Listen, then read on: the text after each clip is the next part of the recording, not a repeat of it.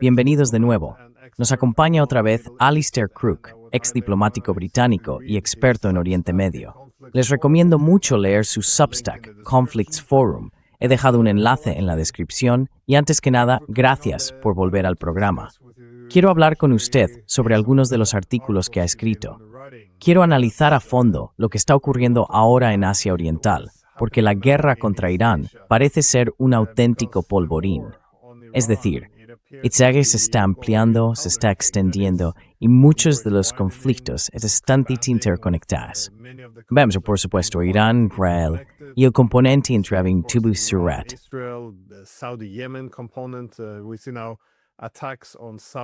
Ahora vemos ataques contra el petróleo saudí desde Irak. Tenemos un posible conflicto entre Irak y Kuwait, una crisis en el Líbano, Siria y posiblemente un cambio de régimen en Bahrein. Parece que incluso podría haber ahora un componente iraní-ucraniano, ya que vemos que Irán podría empezar incluso a atacar proyectos energéticos de la Unión Europea en todo Oriente Medio, porque consideran que Zelensky está siendo manejado por Occidente. En resumen, Estados Unidos parece haber puesto en marcha algo que será muy difícil de recomponer. Me preguntaba, ¿cómo interpreta usted esta situación en términos de esta, supongo, espiral fuera de control? Spiraling out of control.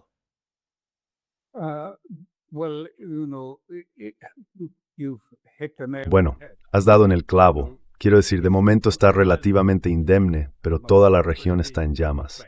Y Trump, con su ataque a Irán, es responsable de este repunte de los conflictos y la desestabilización, por decirlo de algún modo. Como dices, todo se está solapando, pero cada uno tiene también sus propias agendas. En mi opinión, esto hace imposible que Estados Unidos alcance ahora un acuerdo con Irán. Hay otras razones también, claro, pero se ha convertido en una red realmente compleja de intereses y agendas. Antes era una negociación bilateral entre Irán y Estados Unidos, y ahora incluso Trump dice, bueno, en el futuro, ahora tenemos que incluir a los hutíes. Even Trump is saying, well, in future now we've got to have the Houthis.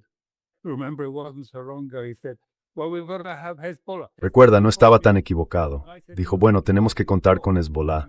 Hezbollah me llamó y yo dije, ¿tenéis que participar en las conversaciones?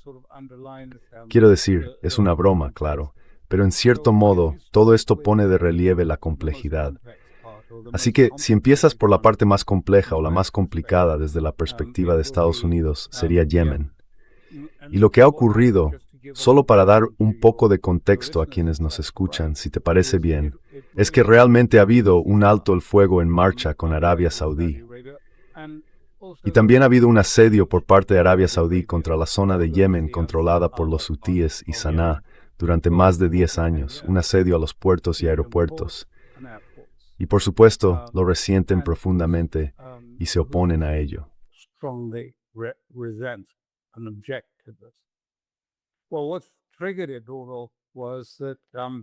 Bueno, lo que lo desencadenó todo fue que habían preparado una delegación para asistir a las conmemoraciones fúnebres por el líder supremo asesinado en Irán y habían sido invitados. Los iraníes enviaron un avión civil al aeropuerto de Sanaa para recoger a la delegación y llevarla al funeral. Arabia Saudí dijo que eso vulneraba su bloqueo, así que bombardeó el aeropuerto internacional de Sanaa, para impedir que el avión aterrizara. De hecho, el avión aterrizó en Hodeida y la delegación hacia Irán y Rose. Y como consecuencia, estamos muy cerca de una guerra entre Yemen y Arabia Saudí.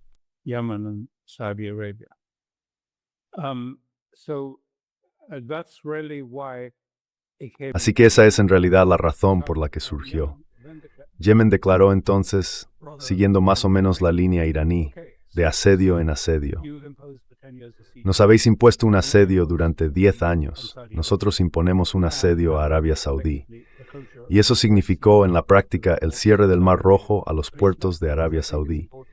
Tengan en cuenta, porque creo que es importante, que no significa el cierre del Mar Rojo a todo el tráfico marítimo. Significa el cierre del Mar Rojo al transporte marítimo saudí. Ahora bien, hay algunos matices. Los saudíes han intentado colar un par de petroleros rumbo a Suez, y los yemeníes han alcanzado a 2 petroleros que se dirigían hacia Bab el-Mandeb. But what the Saudis, what the Yemenis are now doing, Pero lo que están haciendo ahora los yemeníes es, en la práctica, advertir a los petroleros vacíos que se dirigen a las instalaciones portuarias de Yanbu y decirles, daos la vuelta, no vengáis aquí porque os detendrán. Así que esto es un asunto de gran importancia. El volumen total de petróleo que pasaba por esas instalaciones de Yanbu, creo, era de entre 6 y 7 millones de barriles al día. Y desde luego, eso ya no seguirá llegando al mercado occidental. Y les iguason silver straterbird Paul toward no strafel hizen, la reifen mem adrock, sforkin maroth, nemol. Y ahora bien, it's a no es rumordake que tener ignorando pakitra. it's not just any refinery attack. I'm saying that because we're so used to in the Russian context, Lo digo porque estamos muy acostumbrados a que en el contexto ruso aparezcan informaciones de que ha habido otro ataque contra una refinería rusa y de que sale mucho humo negro.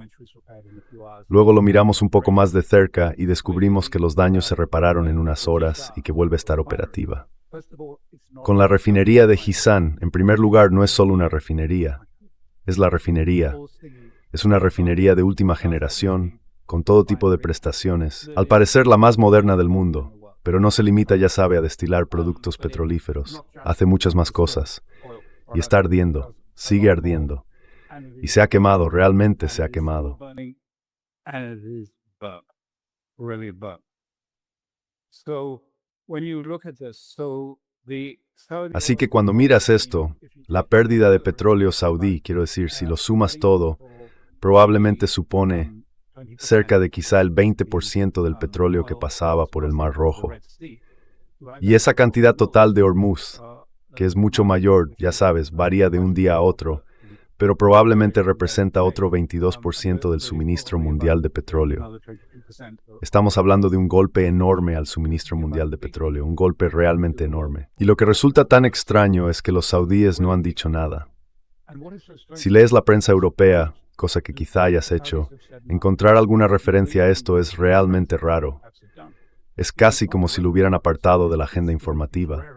Unas cuantas imágenes de algo ardiendo, pero sin ningún tipo de contexto, sin ninguna sensación de lo que significa.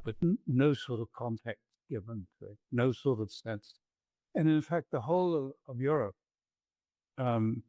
is really Y de hecho, toda Europa ya se encuentra en esta especie de extraño entorno, un entorno psicológico, en el que, quiero decir, apenas se menciona en la prensa. Muy poco. A los europeos no se les ha preparado ni informado de que podría llegar una crisis. Hoy por primera vez ha habido algunos comentarios diciendo, bueno, está claro que este invierno va a haber una crisis del gas, pero en cuanto al diésel, la gasolina y otras cosas que vienen de Oriente Medio, casi nada. Así que, quiero decir, esta es obviamente una estrategia para no asustar a la gente y realmente cruzar los dedos para que se pueda extraer suficiente de la reserva estratégica de petróleo de Estados Unidos, simplemente para aguantar y superar este periodo complicado. keep through and to pass through this awkward period. But even there, now Pero incluso ahí, quiero decir, ya están saliendo cosas desagradables. En realidad, los estadounidenses, el límite estratégico para recurrir a la reserva, el mínimo absoluto fijado por las autoridades militares, creo que es de 250 millones de barriles. Están por debajo, muy por debajo. Están por debajo de ese nivel y siguen reduciéndola. Y ahora intentan manipular los mercados diciendo, miren, no pasa nada, podemos bajar quizá incluso hasta 70 millones de barriles al día, sacándolos de ahí. Y los expertos dicen que no se trata de una única reserva de petróleo. Hay muchas cavernas con distintas estructuras y hay diferentes calidades de petróleo en distintas cavernas. Es mucho más complejo y es probable que muchas de esas cavernas se derrumben. and that many of these caverns are likely to collapse if you like, the oil is taken out, the pressures will. Si se extrae el petróleo, las presiones empujarán inevitablemente los laterales hacia adentro, porque el petróleo estabilizaba las cavernas. Y muchas de estas cavernas corren peligro de derrumbarse. En fin, todo esto se ha ignorado para mantener contentos a los mercados, para mantener el precio del petróleo un poco por debajo de su 100%. Así que ese es un elemento importante en este mundo. Luego hay otro que apenas se observa, rara vez se menciona, pero está en Irak, donde el primer ministro fue a ver a Trump. Parece que le dio a Trump algunas indicaciones de que las compañías petroleras estadounidenses serían favorecidas en Irak frente a la competencia ya existente. Algo de ese tipo, quizá. Pero también dijo que iba a desarmar a las milicias chiíes, las milicias Hashed, para el 30 de septiembre. Y ellas dijeron, de ninguna manera.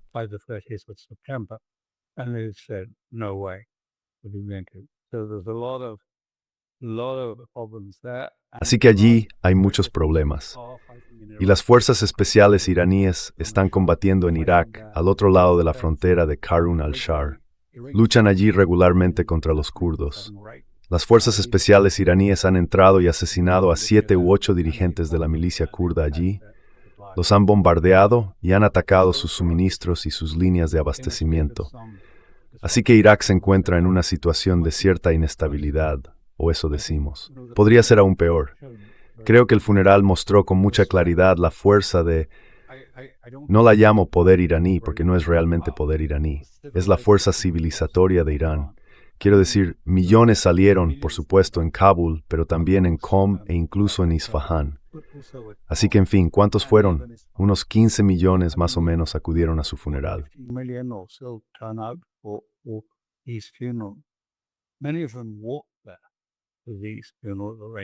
Muchos de ellos fueron andando hasta allí, a los actos funerarios. Quiero decir, fue extraordinaria la afluencia de gente.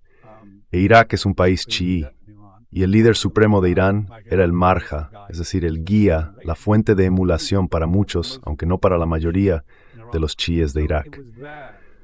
Así que asesinaron a su líder religioso, además del líder religioso de Irán, y lo mató un estadounidense. Por tanto, la situación no es muy estable. Es su crimen desarmado. Estados Unidos está intentando imponer el desarme en Irak, intentando imponer el desarme de Hezbollah en Líbano, y pensando en utilizar Siria, de algún modo, en la medida en que las milicias sirias bajen y ataquen algunas de las aldeas chiíes en las fronteras entre Líbano y Siria.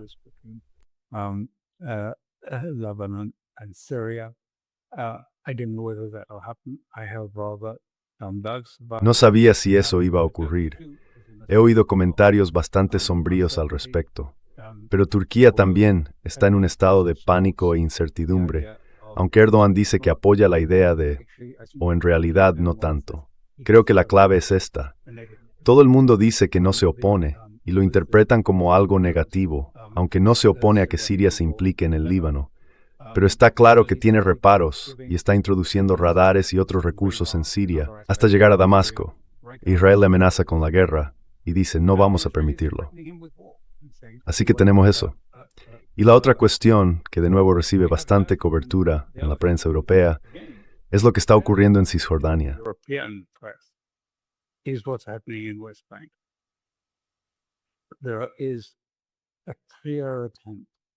Hay un intento claro por parte de Smotrich, Ben-Gvir y el componente mesiánico, los religiosos nacionales y otros, no los hasídicos, el otro elemento mesiánico del Likud y del gobierno, de crear una crisis de cara a las elecciones de octubre. Ben-Gvir y Smotrich parecen creer que esta crisis les permitirá deshacerse de los árabes de Cisjordania, tomar el control de ese territorio e implantar asentamientos, más asentamientos, tanto allí como en Gaza. Así que Cisjordania se encamina hacia un periodo realmente difícil. Ya está ocurriendo. En algunas zonas de Cisjordania hay casi una guerra civil, y podría empeorar mucho. Eso también es un problema. Y en Gaza están a punto de concentrar a la población gazatí en esas zonas controladas y seguras, campos de concentración, en la práctica, dentro de Gaza. Así que todo está en ebullición, mientras Netanyahu parte mañana hacia Washington para reunirse con Trump.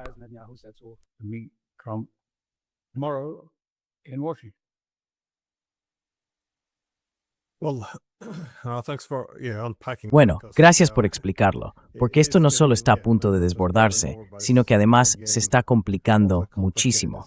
Pero Trump hizo estos comentarios porque, claro, tiene que responder de alguna manera a la falta de avances en Irán. ¿Escalará o desescalará? Nunca está claro qué va a hacer. Dijo que iba a abrir las puertas del infierno, lo que sugiere una escalada drástica. y de hecho, se aprecia cierto movimiento de esos aviones cisterna de reabastecimiento. Y, una vez más, Estados Unidos no me va French. Tankers, and again, the U.S. isn't pulling back.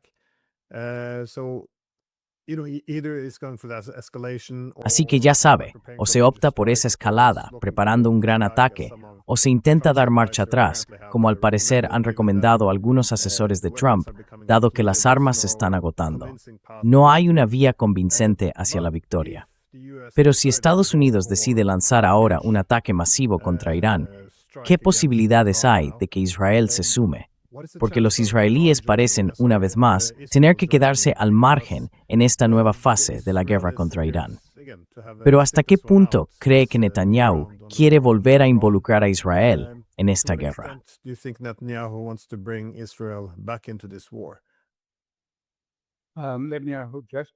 Netanyahu quiere desesperadamente volver a meter a Israel en la guerra y convencer a Trump de que ataque sus infraestructuras.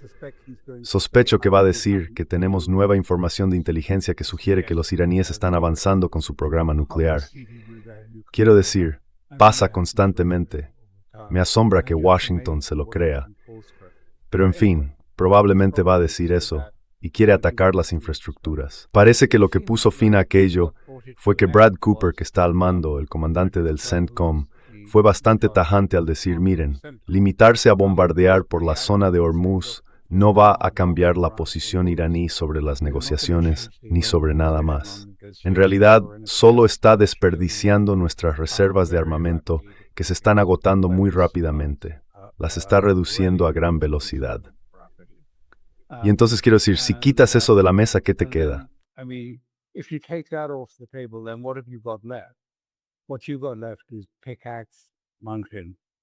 Lo que queda es la montaña de Pickaxe, de la que Israel dice, no estoy seguro de que tengan realmente inteligencia al respecto, ni de que nadie sepa, dónde están esos algo más de 430 kilos de uranio enriquecido al 60%.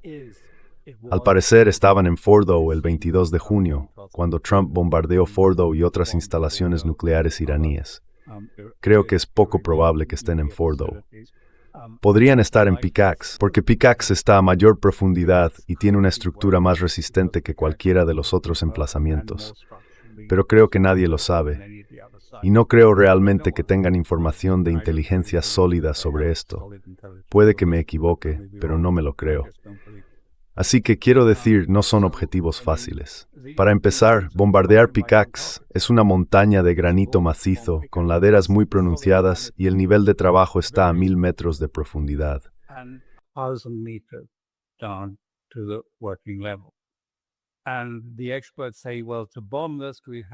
Y los expertos dicen, bueno, para bombardear esto tendríamos que perforar más o menos pozos verticales de 2 o 3 metros con cada bomba. Bomba, bomba, bomba, hasta llegar a esos 1000 metros. Y entonces dejarían caer un arma nuclear por el pozo y harían volar todo por los aires. Quiero decir, esto es fantástico. Es casi ciencia ficción, no algo serio. No creo que vaya en serio.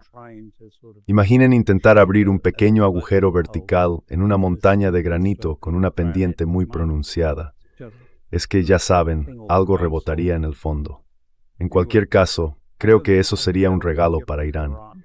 Y si pusieran tropas sobre el terreno en Isfahán o en algún otro lugar para ir a tomar Isfahán y hacerse con los túneles, creo que también sería un enorme regalo para Irán.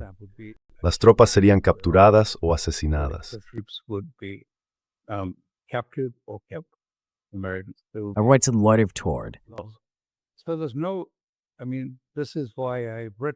Así que no, quiero decir, por eso he escrito que en realidad la guerra militar ya ha quedado quebrada. Quiero decir, Estados Unidos se está quedando sin medios para llevar a cabo una operación importante. Se está quedando sin medios. Y no ha conseguido ningún cambio. Ha ocurrido lo contrario. Los iraníes se han vuelto más resistentes y más firmes en su postura. Y he sostenido, que entienden la situación iraní completamente al revés. Simplemente no lo entienden, porque siguen diciendo que la situación es que tienen un liderazgo muy radical y que la gente corriente está desesperada por encontrar algún tipo de solución. Quieren salir de esto, pero en realidad es al revés. Los dirigentes son pragmáticos. the leadership are pragmatic. They may be tough, but they're pragmatic. But it's the people Puede que sean on the duros, ground. pero son They take it pragmáticos. down. Who say, Sin "Why embargo, don't es la you gente do sobre el what terreno, especialmente los jóvenes, la que dice, ¿por qué estamos hablando siquiera con los estadounidenses? En realidad, lo que queremos es venganza. Son duros y están poniendo en serios aprietos a los negociadores. Quiero decir, fueron atacados, no eran populares. Así que no creo que vaya a haber un cambio de postura. Los iraníes ya han dicho, no estamos negociando con Estados Unidos y no negociaremos con ellos tal como están las cosas. Así que quiero decir, no ha habido un cambio de postura.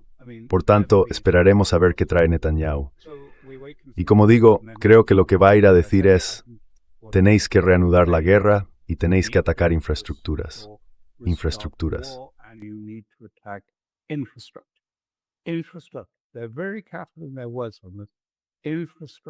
Son muy cuidadosos con las palabras en esto. Infraestructura, esa es la palabra, y la capacidad del Estado para prestar servicios a sus ciudadanos. En otras palabras, están pidiendo la destrucción del Estado. Quiero decir, esa debe de ser la definición de un Estado incapaz de prestar ningún servicio a su población. Así que eso es lo que creo que van a decir. Yo no, ya saben, mucha gente piensa que esto va a ser pan comido y que Trump estará de acuerdo. Yo no soy de esos. Creo que Trump intuye, si eso llega a calar en su mente, que esto no ha ido bien y que no está yendo bien en las encuestas de Estados Unidos. Quiero decir, las últimas encuestas mostrarían una caída catastrófica de la imagen de Israel entre los estadounidenses. In the standing of Israel amongst Americans. I mean, CNN comes out with it very clearly. Quiero decir, la CNN lo deja muy claro. Nunca hemos visto nada igual. La caída del apoyo a Israel en todos los ámbitos es, ya saben, asombrosa. Y también, incluso Fox News. Así que creo que hay un nuevo ambiente en Washington. Yo solo lo llamo así. No quiero decir que sea algo estratégico, pero creo que hay un ambiente que dice... Y creo que incluso The Wall Street Journal dijo que en la reunión del otro día no había nadie que pensara que continuar la guerra fuera una buena idea. Así que no creo que Trump... No sabemos exactamente qué influencia tiene Netanyahu sobre Trump, pero no sé si es un caso tan claro que vaya a hacer lo que Netanyahu quiere.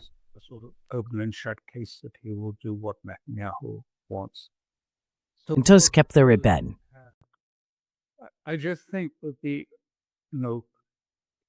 Creo que, ya sabe, imagino que él piensa que puede volver sin más al memorando de entendimiento, tal y como se dejó, retomarlo y decir, bueno, estamos negociando sobre eso. Yo no lo creo. No creo que sea posible. No creo que sea posible porque lo desacreditó. Desacreditó todo el asunto por completo, porque mintió sobre ello, siguió mintiendo sobre ello y se echó atrás en cada una de sus disposiciones. No lo creo. ¿Por qué iban los iraníes a volver sin más a esto? ¿Por qué aceptarían detener la guerra simplemente para que Estados Unidos quizás se rearme, se prepare de nuevo y vuelva en septiembre y decida, ahora que hace más fresco, si puede llevar a cabo alguna operación militar en la zona?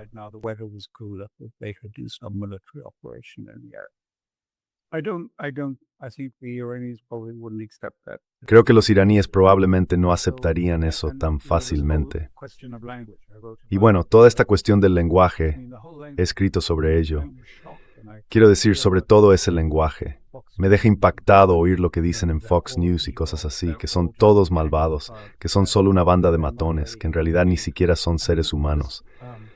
Quiero decir, este maniqueísmo es muy poderoso, y siempre lo he recordado de antes. Piensen en Carl Schmitt y Leo Strauss. Siempre decían que la idea era ennegrecer a tus enemigos de una manera tan completa, tan absoluta, que nadie pudiera negociar con ellos. No era posible negociar con ellos porque son malvados. ¿Cómo te sientas a negociar con el mal? ¿Cómo permites que el mal salga, por así decirlo, en una posición más fuerte?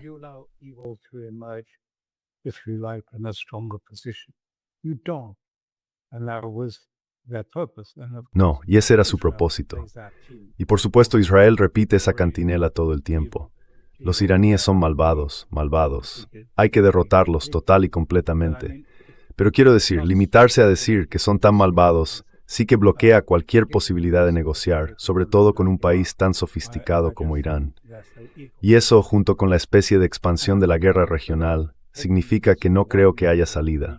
a menos que Trump hiciera una cosa: ofrecer concesiones reales, concesiones importantes sobre Hormuz, sobre Líbano y sobre todas esas otras áreas, y hacerlo por adelantado, ofrecerlas de antemano.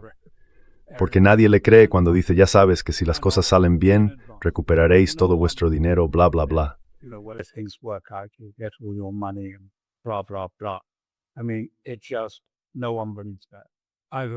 Quiero decir, ya nadie se cree eso, ni en Rusia, ni en China, ni en Irán.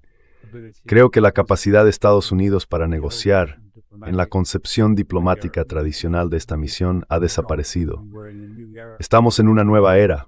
Todo el mundo sabe que él no presta ninguna atención a las leyes, al derecho internacional, a las normas, ni al Congreso. Así que hace lo que quiere. Y ha dejado muy clara su animadversión hacia Irán y hacia todo lo que Irán representa. Entonces, ¿por qué negociar? Sinceramente, no sé qué vamos a hacer en esas circunstancias.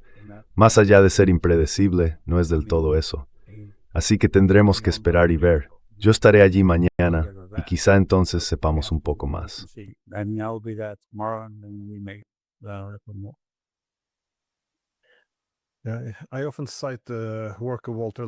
Cito a menudo el trabajo de Walter Lippmann sobre la propaganda, porque tendía a centrarse mucho en esa forma de presentar las cosas como una lucha entre el bien y el mal. Señalaba que era una manera estupenda de movilizar a la opinión pública y los recursos para la guerra. Pero cuando llegaba el momento de aceptar una paz viable, eso la hacía prácticamente imposible. Porque una vez que retratas a tu adversario como la maldad absoluta, ¿cómo puedes llegar a un acuerdo? ¿Cómo puedes ver las cosas desde su posición? No puedes ponerte en la piel del mal. Así que sí, esa era su principal preocupación al mirar atrás, ya sabe, a la Primera Guerra Mundial, la Revolución Bolchevique y la Guerra Civil Rusa. En esencia, esa era la conclusión en la mayoría de esas guerras, el peligro de presentar al adversario como una maldad absoluta. Por desgracia, lo hacemos con Irán, con los rusos.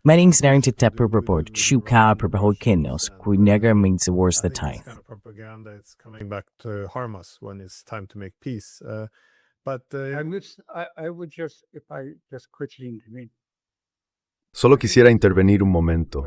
Creo que esta es una cuestión realmente importante. Michael Blaus ha analizado una de sus vertientes. Pero mi pregunta es, ¿cuándo ocurrió esto?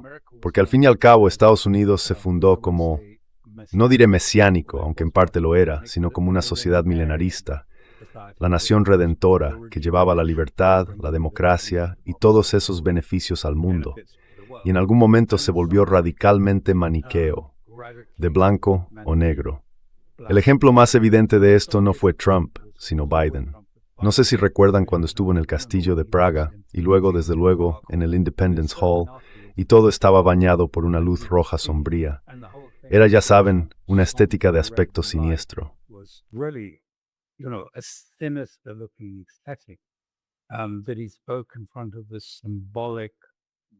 Que hablara ante este lugar simbólico para decir que, ya sabe, Putin era malvado, Rusia era malvada, y nosotros éramos la luz y el bien, salvando la civilización. Quiero decir, ¿cuándo ocurrió realmente esto? No lo sé. Pero me parece una pregunta importante. ¿Cuándo cayó Estados Unidos en esto? ¿Fue con el 11 de septiembre o con alguna otra cosa cuando cambió? No lo sé. En fin, es solo un apunte al margen, pero creo que es un aspecto importante, lo que usted decía antes sobre las consecuencias. Porque no se trata solo de Irak. Quiero decir, ocurre lo mismo con Rusia, obviamente. También con China, aunque de otra manera. Pero ya sabe, Occidente se está aislando en esta pequeña burbuja, en esta, digamos, retorta sellada. Nosotros somos virtuosos, nosotros somos los buenos, y en todas partes fuera de nosotros parece haber maldad y cosas malas. Y no podemos hablar con ellos, ni vamos a tratar con ellos.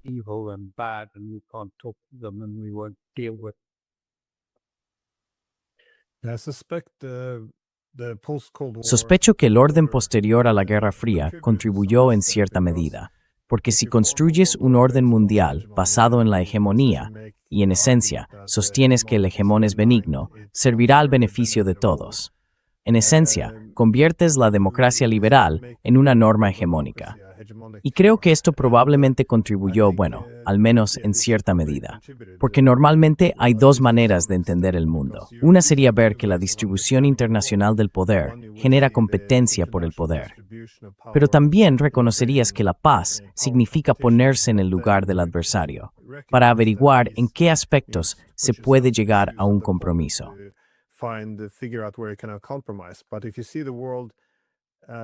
Pero si ves el mundo como una especie de conjunto eterno de estados que determinan si son pacíficos o no, bueno, esa fue toda la ideología posterior a la Guerra Fría. Esa es la teoría de la paz democrática, es decir, como somos democracias liberales, somos más pacíficos. Así que creo que al principio se puede argumentar que partía de una buena intención. El argumento era que íbamos a buscar la seguridad en un juego de suma positiva. Simplemente íbamos a promover la democracia y los derechos humanos, y entonces se hacía más pacífico. Quiero decir, esta fue una ideología muy extendida.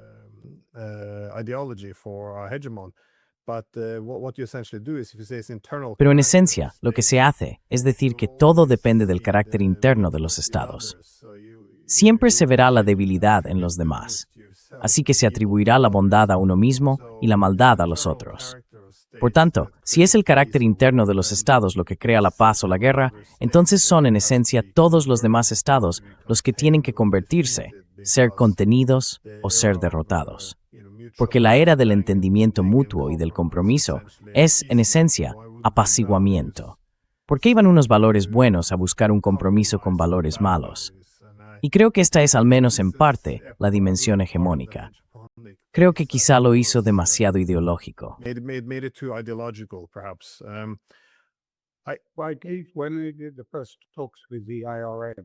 Cuando mantuvimos las primeras conversaciones con el líder, hace muchísimo tiempo, y nos sentamos todos juntos en una sala, había mucha rabia en ambos lados.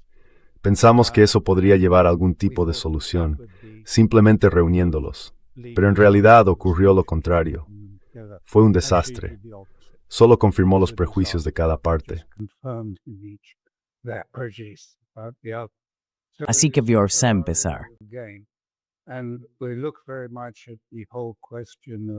Y analizaron mucho toda la cuestión de, bueno, ¿por qué no os sentáis y explicáis cuál es vuestra historia? ¿Cómo entendéis vuestra historia? ¿Qué veis para el futuro? Y dijeron, no seas tan ingenuo. Nunca aceptaréis eso. Simplemente lo rechazaréis. Nuestra historia, ese era precisamente el problema. Pero después de una larga discusión, lo hicieron. Y así tienes dos concepciones de la historia completamente incompatibles y visiones del futuro incompatibles. Pero ese no era el punto. El punto era, y esto es lo relevante para la situación actual, que en ese momento llegaste a un punto en el que podías decir, mira, no acepto la versión de la historia de este hombre, no acepto su visión del futuro, pero sí acepto que esta es una exposición válida de los intereses de su pueblo. Y si ambos lados podían aceptar que el otro tenía un argumento, no estamos de acuerdo con él. Creemos que está totalmente equivocado.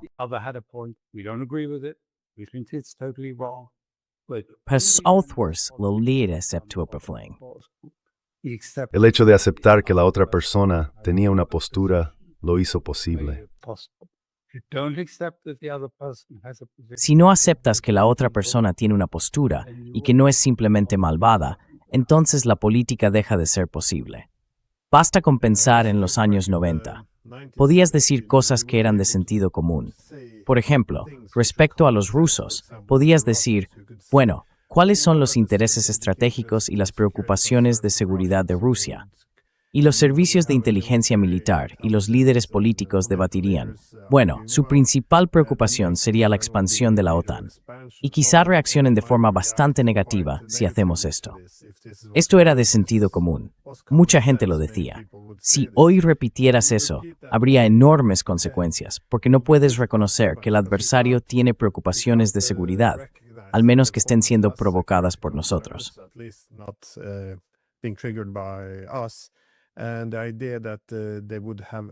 Y la idea de que respondieran a esto se descartaría bastante rápido como una especie de intento de legitimar su política.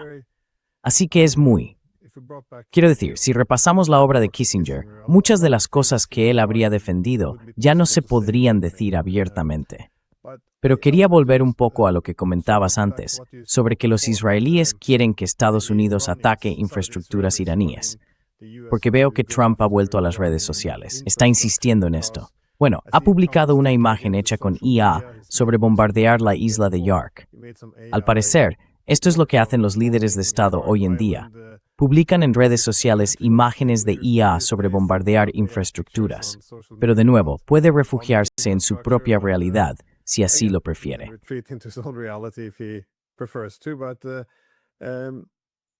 Pero también me pregunto, ¿cuáles son los posibles riesgos aquí? Porque solo ese ataque de Yemen contra la infraestructura petrolera de Arabia Saudí, quiero decir, no se trata solo de toda la perturbación en los mercados. Podría llevar a que los estados del Golfo se alejaran del sistema de alianzas liderado por Estados Unidos. Quiero decir, podría estar en juego el petrodólar. Y bastan unos pocos, no diría ataques menores, fue uno bastante potente. Pero parece que hay mucho en juego. Me lo pregunto porque estoy intentando valorar si las preocupaciones de Trump son genuinas. ¿Qué estaría en juego si Trump decide seguir este camino, que no consiste solo en publicar sus imágenes hechas con IA, sino en empezar realmente a bombardear masivamente la isla de Yark, por ejemplo, que es crucial para las exportaciones de petróleo de Irán?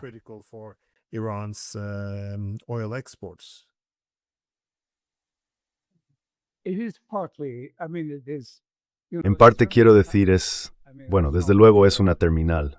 Quiero decir, no es ahí donde se originan los yacimientos petrolíferos. A menudo la gente piensa que están en la isla de Yark. No lo están. Así que es solo una terminal. Y no creo que sea imposible adaptarse, por así decirlo, a eso. Creo que lo principal de la isla de Yark es, ya saben, la estupidez de esta idea. Quiero decir, ¿cómo llevarían allí a sus tropas? ¿Las transportarían por mar? Está en el otro extremo de Hormuz, en el extremo más lejano de Hormuz, a unos 400 o 500 kilómetros. ¿Cómo las llevarían allí? ¿Las trasladarían por aire? ¿Hay alguna pista de aterrizaje? ¿Dónde las aterrizarían? Ya saben, la isla de Yark está completamente bajo el control de fuego de Irán desde los acantilados de enfrente. Irescu está sur isla de Yark. Así que ya sabe, allí el terreno está lleno de túneles, lleno de artillería, quedas completamente al alcance de la artillería. Lo mismo ocurre con el estrecho de Hormuz. Las temperaturas, creo que los estadounidenses se derretirían si lo hicieran ahora. Quiero decir, nos estamos derritiendo en Italia, pero en Irán es aún peor en este momento, y la humedad es increíble. Necesitan 8 litros de agua al día para sobrevivir al calor. ¿De dónde salen los suministros? ¿Cómo vas a sacarlos de allí? Ya sabe, no creo que esto se haya pensado realmente a fondo nunca, salvo por la gente que entiende de estas cosas.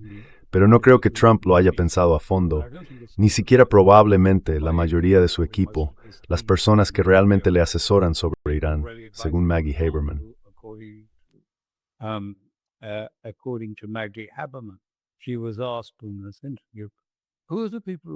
En esta entrevista le preguntaron, ¿quiénes son las personas que realmente le asesoran? Ella lo pensó y dijo, bueno, creo que Susie Wiles tiene mucha influencia porque él confía mucho en ella. Es la jefa de gabinete y fue jefa de gabinete de Ron DeSantis. Luego dijo, y después diría que Witkoff y Jared Kushner. Y cuando le preguntaron, ¿y Hegseth? Dijo, con Hegseth pasa que normalmente llega a esas reuniones con el general Kane, el presidente del Estado Mayor Conjunto. Van juntos. Así que Hegseth se queda un poco al margen. No participa en la verdadera cuestión, si esta es una buena o una mala política para Estados Unidos.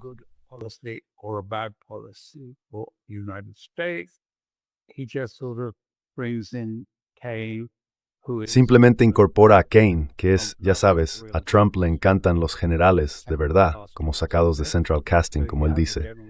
Así que tiene allí a un general, y el general entonces lo abruma con cuestiones técnicas. Sí, claro, podría haber un ataque muy importante contra Irán, pero habría que posicionar los siguientes aviones cisterna. Tendríamos que desplegar previamente los siguientes misiles. así que le habla de tecnología. Y todos sabemos que Trump se aburre con eso en aproximadamente un nanosegundo. Así que, ya sabes, no lo creo. Parece que el peso del asesoramiento recae en Kushner, que tiene una línea directa con Tel Aviv. Así que no sé si él ya sabes. ¿Qué le han dicho?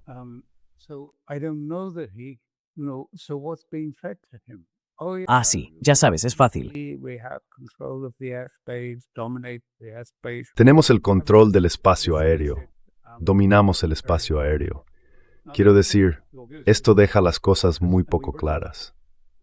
Ahora hay otra cosa que la audiencia debería saber porque hemos escrito sobre ello. Yo no he escrito sobre ello, pero Aisling sí. Un extenso artículo sobre la cuestión nuclear en la prensa hebrea y entre los comentaristas militares y de seguridad en Israel. Y resulta sorprendente, porque hay muchos de ellos, Ronen Bergman y toda esa gente, que obviamente se están comunicando entre sí. Quiero decir, son muy parecidos en la línea que están siguiendo. Y todos dicen, ya saben, que todo este asunto nuclear fue una mentira. Nunca hubo una amenaza, no hay ninguna amenaza. Irán nunca ha tenido, no tiene, un arma. Y lo afirman con rotundidad, y también afirman con rotundidad que Fordo y todo esto nunca fueron destruidos.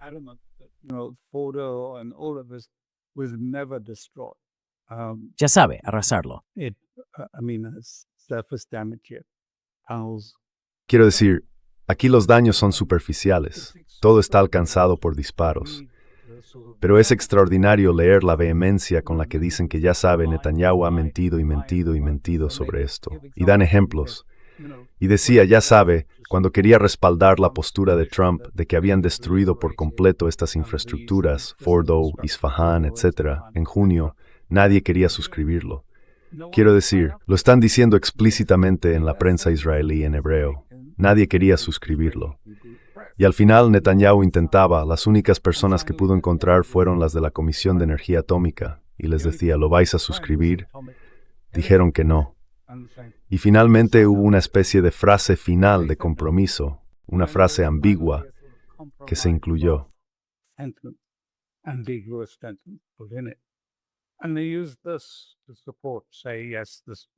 Y utilizan esto para respaldar la idea de que sí, que fue una operación productiva y que hizo retroceder sus instalaciones. Pero el lenguaje unificado, yo realmente creo que este documento que elaboramos es muy importante y que debería verlo y leerlo todo el mundo, incluso quienes en Washington están asesorando sobre estos asuntos porque los expertos en esto están en Israel, y esto es lo que están diciendo. Y estoy segura de que a Gabbard, si todavía estuviera en el cargo, Tulsi Gabbard, la ex responsable de Seguridad Nacional, como ella se llama a sí misma, coordinadora de Inteligencia Nacional, le habría interesado mucho ver esto. Y no creo que esto se esté recogiendo en Washington. Ya sabe, Netanyahu va por su cuenta y está haciendo estos comentarios.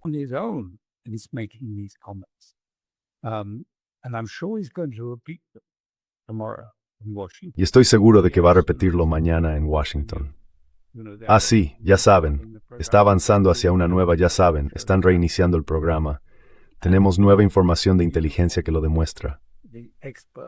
Y, de forma unánime, los expertos en Israel dicen, esto es una patraña, no es verdad. Échenle un vistazo cuando tengan tiempo, está en la web, está en el Substack sobre el tema nuclear, pero pueden leerlo todo, ver quién dice qué y sacar sus propias conclusiones. Pero es bastante devastador que todo esto sea, en realidad, un montaje. Y, en gran medida, ahora solo estamos esperando a que se despliegue en Washington el siguiente capítulo del montaje. Pero ya saben, Washington, Rubio y los demás van a entender esto o se van a molestar en leerlo o algo así. No lo sé. ¿Quién sabe?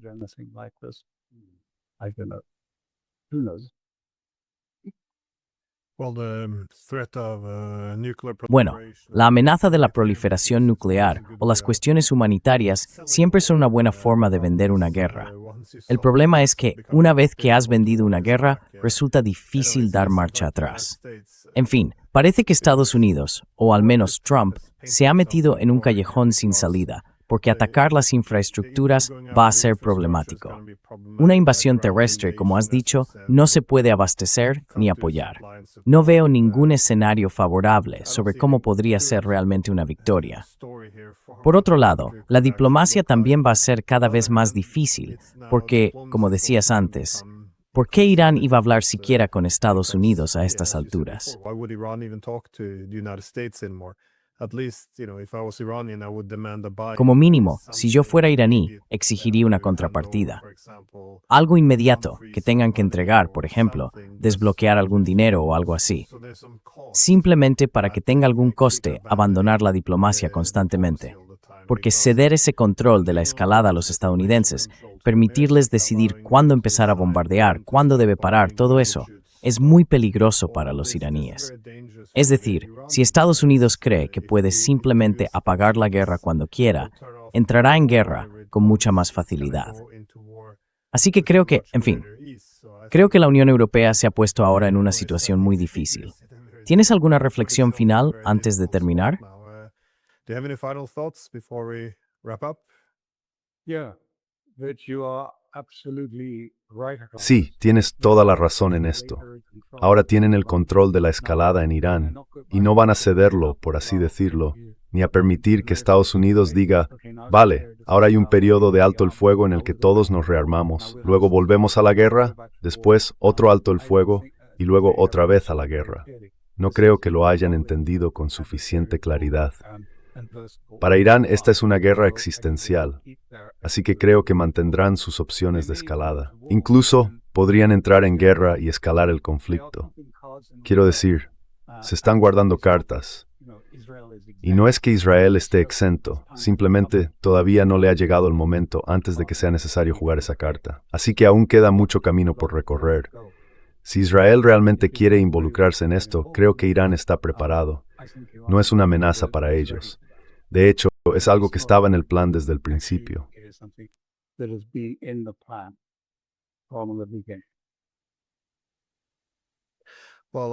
Bueno, Alistair, muchas gracias por tu tiempo. Casi te he tenido una hora entera, así que gracias de nuevo. Ha sido un placer. Siempre es un placer acompañarte. Gracias.